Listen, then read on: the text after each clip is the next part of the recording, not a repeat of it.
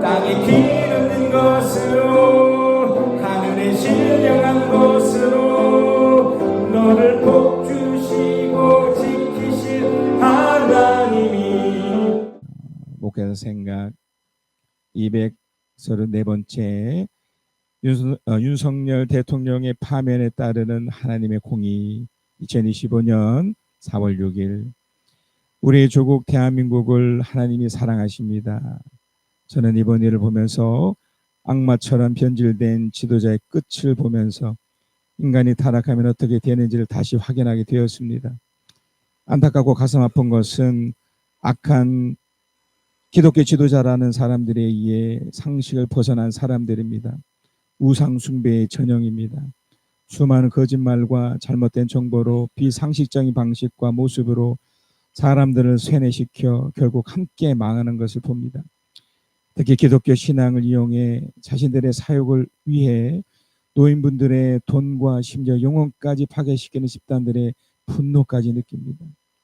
여러분 중에서도 아직까지 윤석열의 파면을 당연하고 좋게 느껴지지 않는다면 아마 그 마음은 신앙인의 정상적인 마음이 아닙니다.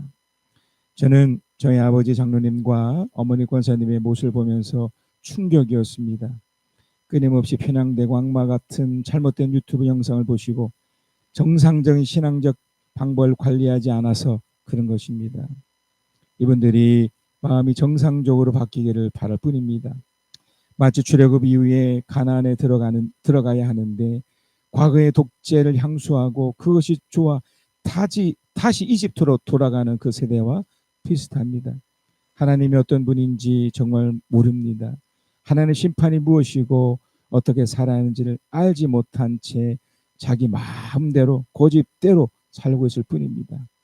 이 표현은 저도 포함되기 때문에 바로 알고 자족하며 살아야 합니다. 하나님의 공의는 그 어떤 누구도 예외이지 않습니다.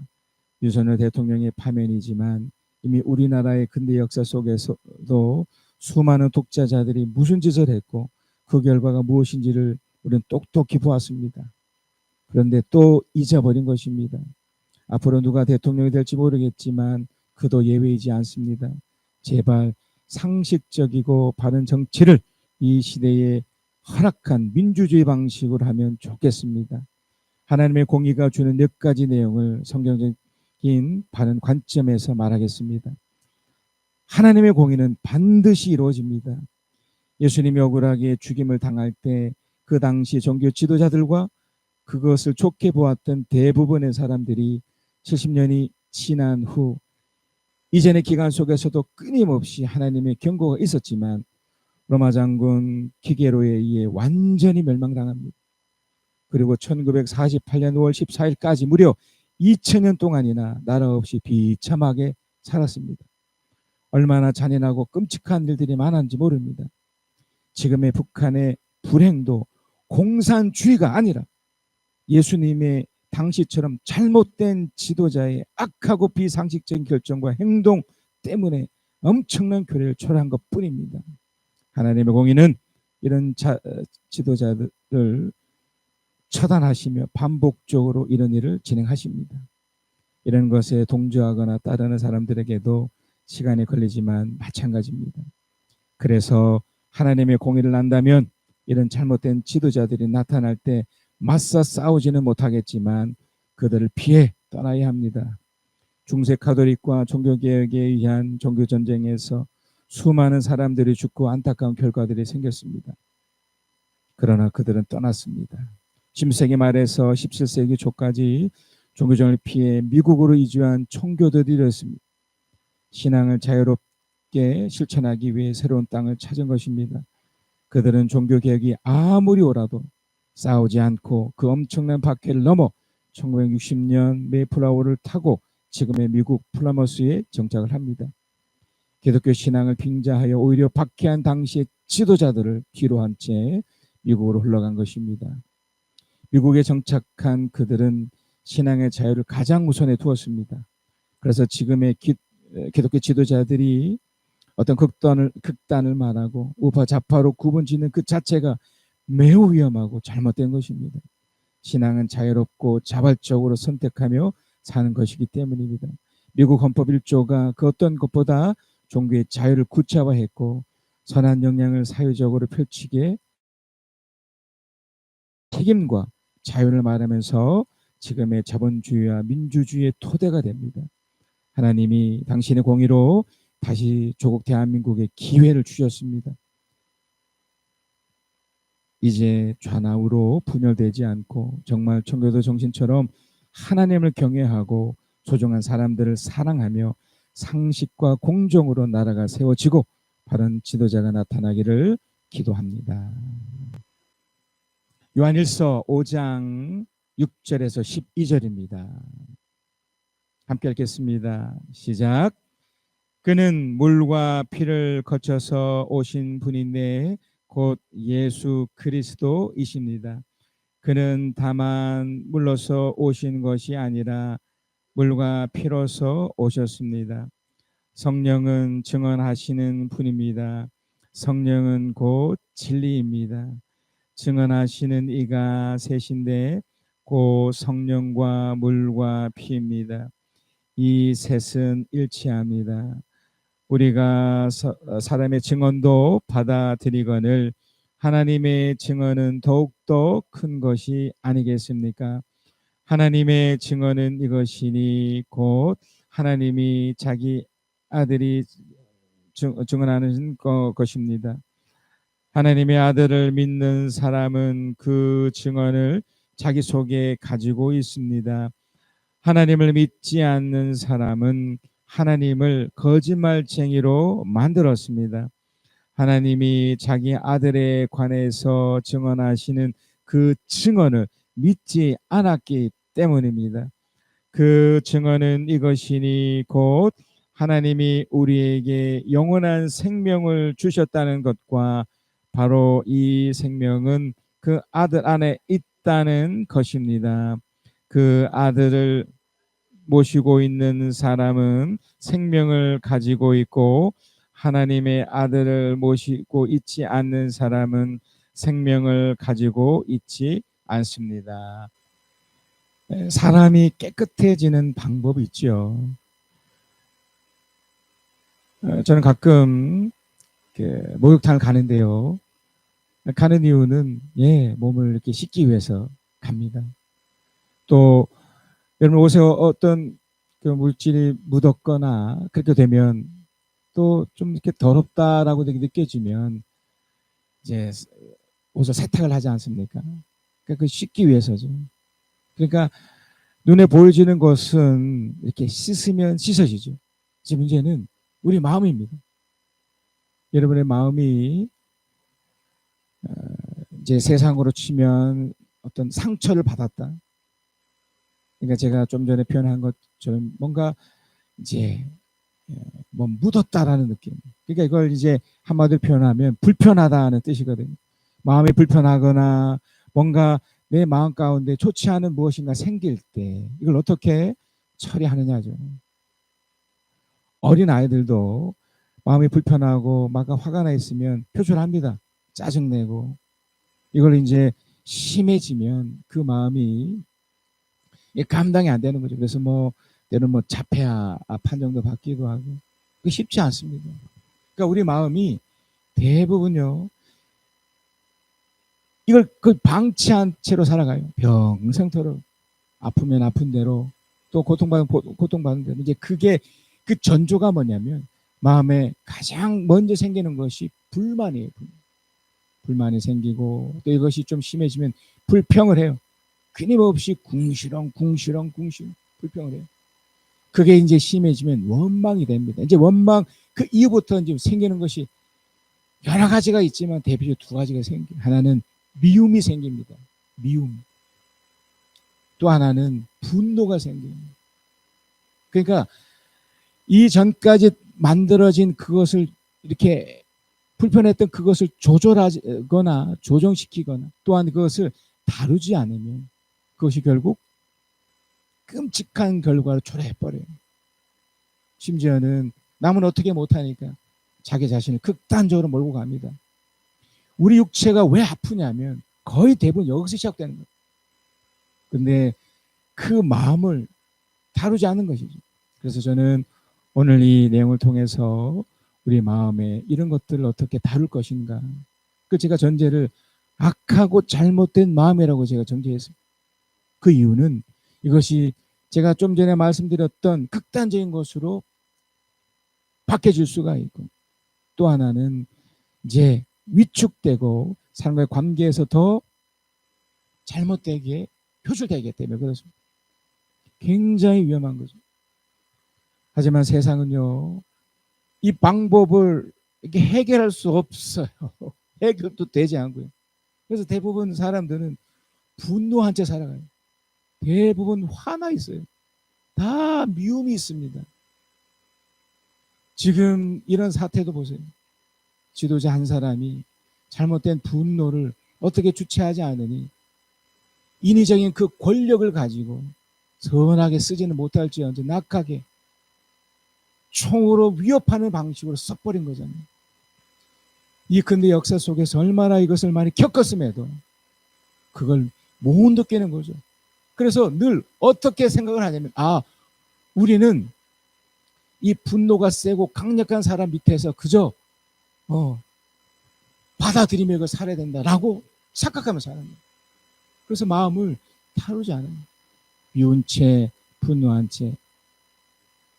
그러나 오늘 본문에 나타난 것처럼 사도 요한은, 요한서신을 썼던 이 요한은 이걸 해결할 수 있는 방법을 제시합니다.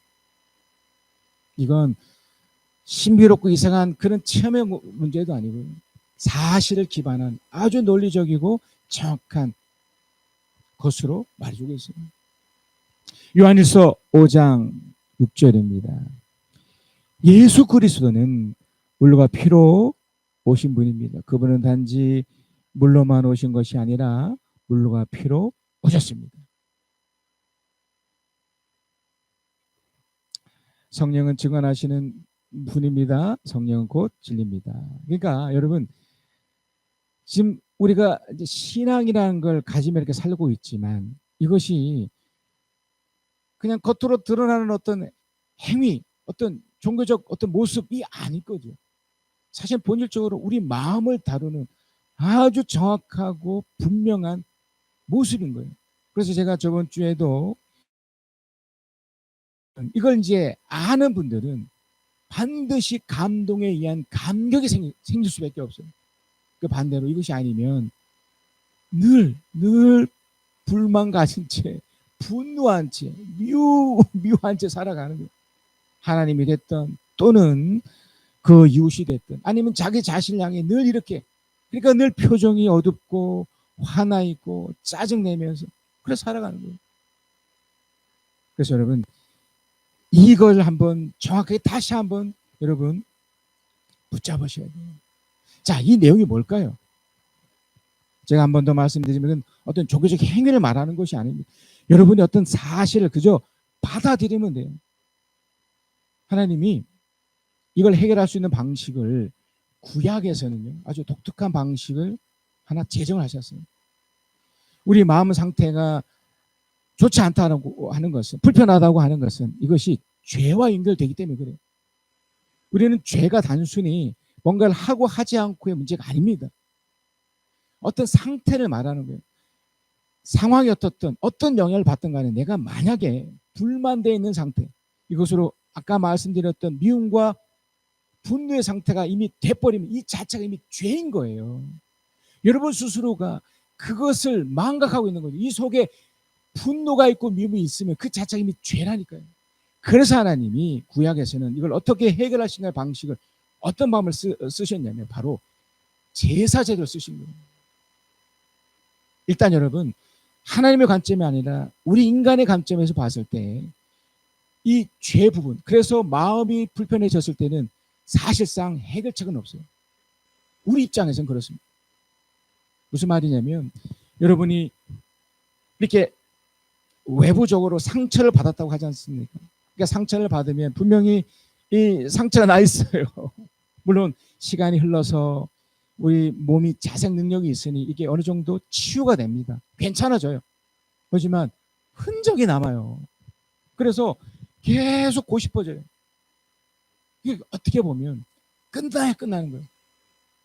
그리고 인간이 해결할 수 없다는 겁니다. 우리 마음도 그래요. 사실상 해결이 안 되는 거예요. 마음에 상처받은 채, 어떤 공격된 채 이렇게 무너진 상태, 이것이 어떻게 해결이 되겠습니까? 누군가에 의해서 내 해코지를 당해요. 또 사람 누군가가 죽었어요. 그걸 어떻게 해결됩니까? 이번 정부에 여러분도 아시겠지만 그 이태원이라는 거리에서 수백 명이 죽었습니다. 누가 책임집니까? 아무도 책임지지도 않고요. 그 당사자인 그 부모는 평생토록 죽을 때까지, 저도 마찬가지죠. 모두가 다 마찬가지. 해결 안 돼요. 그런데 이제 한 입장이 아니라 눈에 보이지 않지만 하나님의 그 입장에서 이걸 해결할 수 있도록 무언가를 제공해 주셨어요. 그게 바로 제사제도. 근데 그 제사제도도 어떻게 해결하도록 하셨냐면 인간을 대신한 동물이 필요했어요. 제가 한 번 더 조심스럽게 말씀드리지만 여러분, 이렇게 동물을 기르시는 데서 정말 조심하시고, 하실 수 있으시면 안 기르는 게 좋아요. 왜냐하면 성경에서는 이 동물은 희생의 대가예요. 왜냐하면 많은 동물 중에 특별히 초식 동물, 예를 들어 어린 양 같은, 정말 새끼 같은 그 어린 양을 내 이 마음 불편한 것 때문에, 이것이 죄에 연결되기 때문에 이것 때문에 죽여야 되는 거예요. 왜냐하면 우리 입장에는 해결책이 없으니 하나님의 해결책은 그거예요. 죽여버리는 거예요. 내 마음에 이런 불편함이 사라지기 위해서 이 방법을 쓰신 거예요. 그래서 하나님이 그 제사제도 안에 어린 양, 돈이 없는 경우는 어린 양을 가져다가 본인이 그 어린 양을 향해 자신의 죄, 특별히 마음의 문제들을 거기다 호소하는 거예요. 이것은 죄의 문제니 내 마음이 이렇게 불평하고 불만 갖고 원망 갖고 그래서 미움이 있고 화가 나 있으니 이거 좀 처리해 주세요.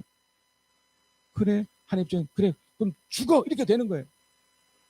근데 하나님이 사랑하시니 사람을 죽일 수 없으니 대신 그 어린 양을 잡게 하시는 거예요. 그걸 제사장이 하는 게 아니에요. 본인이 하는 게, 본인이 직접 칼을 잡아서 그 어린 양을 죽여야 돼요.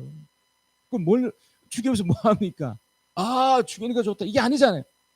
그만큼 잘못되었고 그만큼 틀렸다는 걸 확인시키기 위해서입니다. 너의 마음 그 한 가지 그 잘못된 그 행동으로 인해서 누군가는 죽어야 되는 거예요. 그걸 대신 어린 양이 그걸 느끼라는 거예요. 대신에 난 널 살려줄 테니 제발 그걸 알아라는 거예요. 여러분, 우리가 생각하는 이 세상 속에 펼쳐지는 모든 것이 다 여기에 다 연결되어 있다는 겁니다. 특히 목회자들이 함부로 떠드는 그런 말 한마디로 인해 누군가는 반드시 죽어야 되는 거예요. 그런 악한 말 때문에. 무시무시한 겁니다. 이건 바로 사탄 짓인 거예요. 악마 짓인 겁니다. 죽어야 돼요. 방법이 없어요. 우리 입장에서는. 그러나 하나님은 대신 그 일을 하신 거죠. 어떻게 하십니까? 그 죽은 그 현장 앞에, 그 어린 양, 그 동물 앞에 피를 뿌리게 해요. 그래, 잘 죽었다, 이겁니까? 아닙니다. 깨달아라는 거예요. 알아라는 거예요. 현실을 알아라는 거예요. 네가 죽을 수 있고 네 그 마음 한 가지 때문에 이렇게 죽을 수 있는데 내가 다시 기회를 줄 거야, 이거거든요.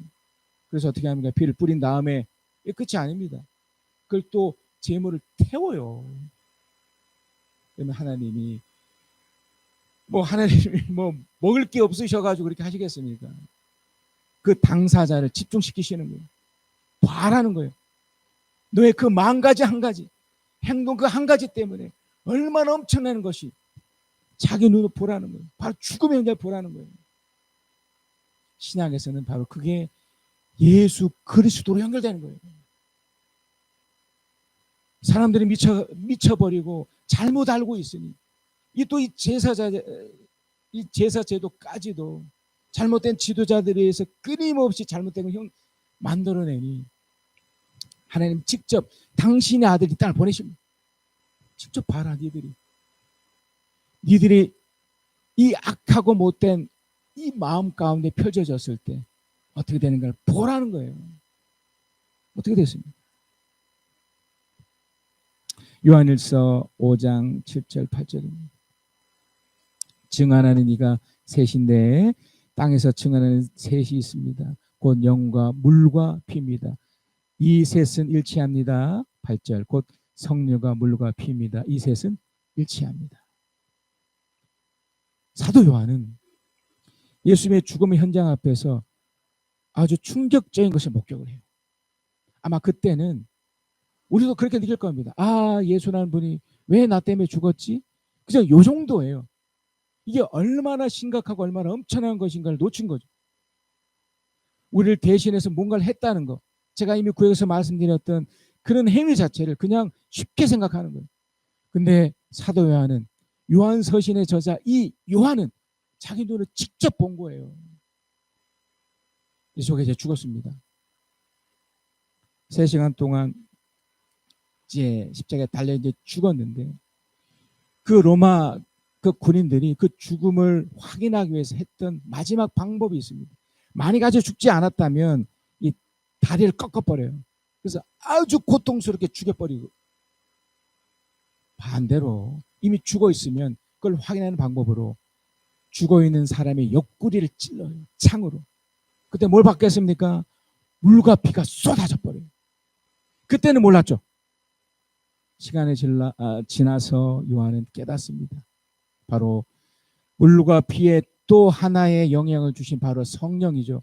성령께서 그 마음에 그 양심 가운데 알게 하시는 거예요. 느끼라는 거예요. 여러분의 그 지금 만약에 회복된 양심이 있다면 제가 지금 말씀드리는 이것이 얼마나 엄청난 것인가. 지금 이 날에 펼쳐지는 이런 일들이, 이런 악한 사람들에 펼쳐지는 그런 것들이 얼마나 엄청난 것인지, 얼마나 큰 피해를 얻게 되는지 아셔야 된다는 거예요. 성령은 사도 요한에게 깨닫게 합니다.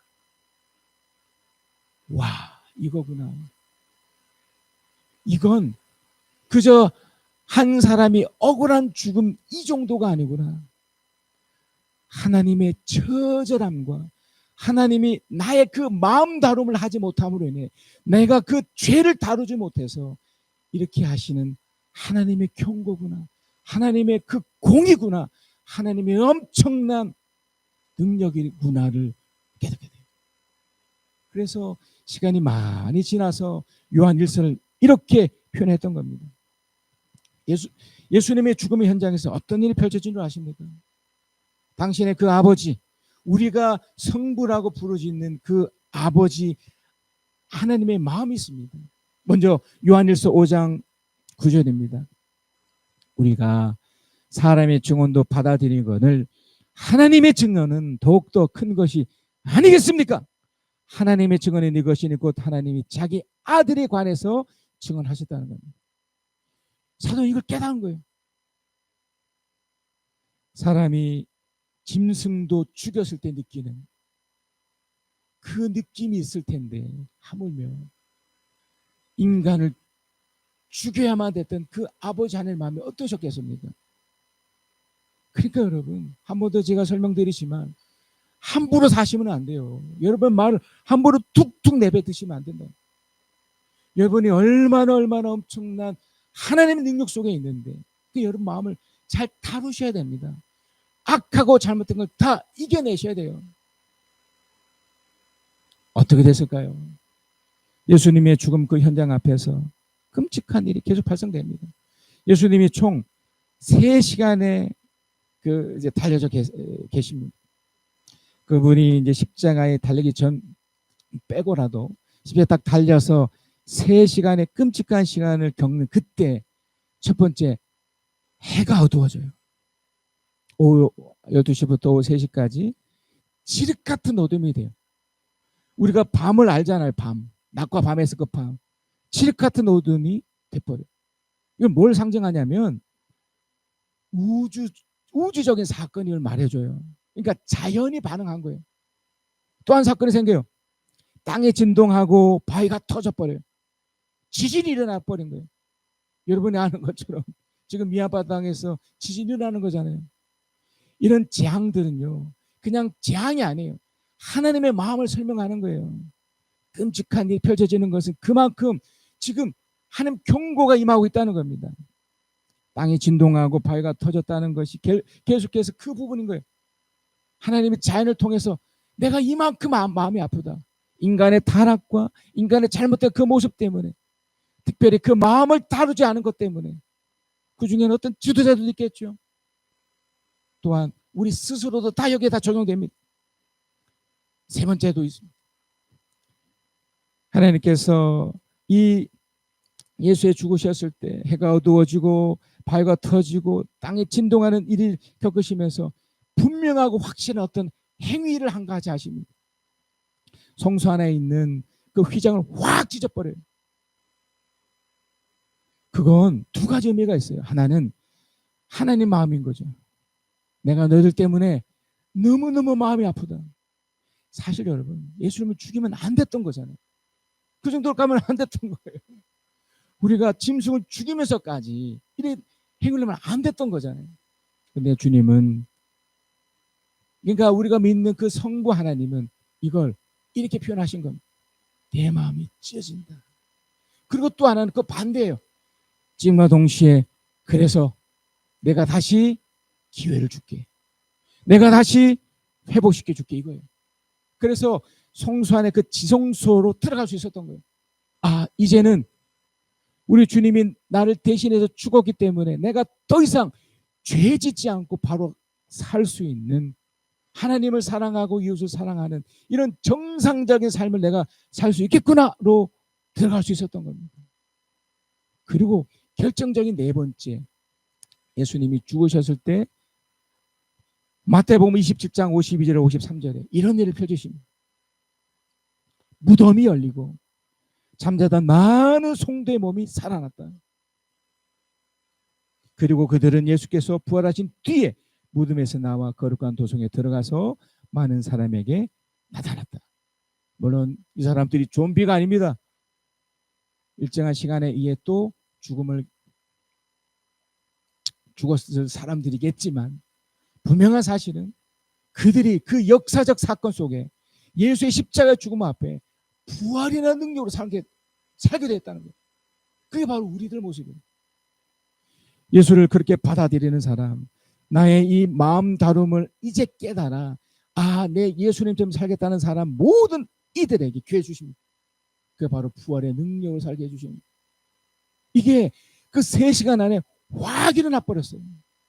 이 엄청난 것들이 다 일어났던 겁니다. 결국 하나님이 사람들 향해서 분명하고 명쾌하게 이렇게 말씀하십니다. 요한일서 5장 10절에서 12절입니다. 하나님의 아들을 믿는 사람은 그 증언을 자기 속에 가지고 있습니다. 놀랍지 않습니까, 여러분? 여러분이 만약에 이 구원에 대한 이해가 있고 받아들임이 있으면 여러분 지금 마음의 상태가 어떠해 하셔야 되냐면 편안하고 안정감을 느끼셔야 돼요. 더불어 내가 지금 이렇게 살아가는 것은 다시 기회 얻어 부활의 삶을 살고 있는 거구나라고 받아들이셔야 돼요.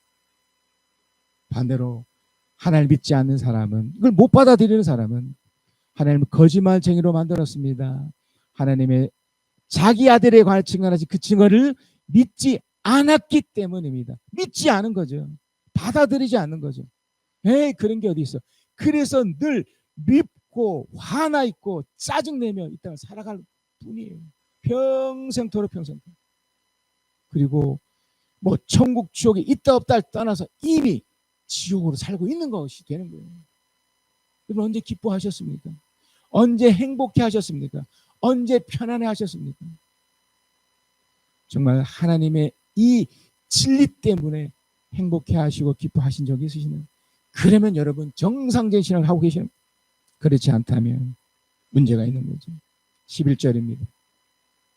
그 증언은 이것이니 곧 하나님이 우리를 영원한 생명을 주셨다는 것과 바로 이 생명은 그 아들 안에 있다는 것입니다.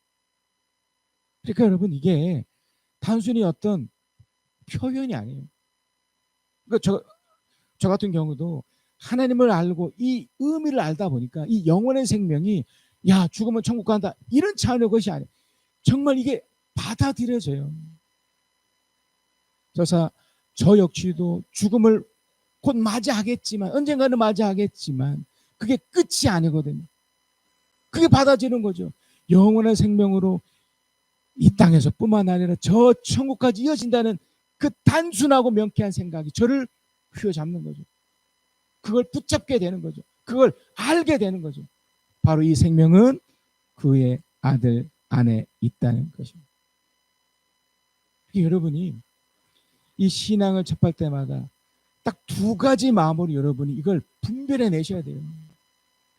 분노하고 화내는 마음이 있다면 아직까지 여러분 신앙이 어리든지 아니면 문제가 있는 신앙, 저렇게 길거리 나가서 뛰두르고 욕하고 막 외치는 그건 잘못되고 틀린 겁니다. 반대로 오히려 내 안에 감동이 있고 감격이 있고 위로가 있고 힘이 되고 이 험악하다고 느끼는 세상 속에서도 희망을 갖고 소망을 갖고 오히려 기쁘게 살아가는 사람들은 바로 이걸 알고 있다는 거예요. 이걸 느꼈다는 거예요. 이걸 분명히 붙잡았다는 겁니다. 이 영원의 삶을 줬다는 것을 알았다는 겁니다. 그래서 여러분 어떻게 사시겠습니까? 이제 여러분 가장 근본이 되는 여러분 마음을 다루셔야 됩니다. 치료가 이루어져서 이루어진 것이 아니라 이미 치료가 돼버린 겁니다. 결론입니다, 여러분. 여러분 안에 이 고백이 우리 고백이 되었으면 좋겠고 나의 고백이 되었으면 좋겠고 그래서 여러분만큼은 나만큼은 정말 행복하고 멋진 삶을 살 축복합니다. 함께 읽겠습니다. 시작. 예수 그리스도를 통해 악하고 잘못된 마음을 고침 받아 이 땅에서도 행복하게 살고 저 천국까지 영원한 생명으로 삽시다. 내 진정 사모하는 친구가 되시는 구주 예수님은 아름다워라. 산 믿음에 갚아요 빛나는 새벽 주님여 너나게나 주옵도다. 내 마음이 아플 적에 큰 위로 되시며 나 외로울 때 좋은 친구라. 주는 저 산 믿음에 값 빛나는 새벽 이 땅 위에 비길 것이 없도다. 내 마음에 모든 염려 이 세상 고락도 주님 항상 같이 하여 주시고 시험을 당할 때에 악마에게 겨루 중심을 지사 나를 지키네. 온 세상 날 버려도 주 예수 안 버려 끝까지 날 돌아보시니 주는 저 산 믿음의 값 빛나는 새벽 이 땅 위에 비길 것이 없도다. 내 마음을 다하여서 주님을 따르니 길이 길이 나를 사랑하니 무홀불이 두렵지 않고 참 겁도 없네. 주는 높은 산성 내 방패시라. 내 영혼 먹이시는 그대 누리고 나 지주를 뵙기 원하네. 주는 저 산 믿음의 값 빛나는 새벽 내 땅 위에 비길 것이 없도다. 내가 들으니 아는 예수 나의 상처 입은 심령을 불쌍하게 여기사 위로하여 주시 미쁘신 나의 친구 주의 손을 이하고사 나를 해할 자가 없도다. 주님 나의 마음을 크게 위로하시 미쁘신 나의 좋은 친구 내가 요단강 건너가며 마음이 두려워서 떨 때도 주가 인도하시니 어찌 두려워와 미쁘신 나의 좋은 친구 이곳 천국에 올라가서 모든 성도들과 다 함께 우리들을 구하신 주를 찬양하리라.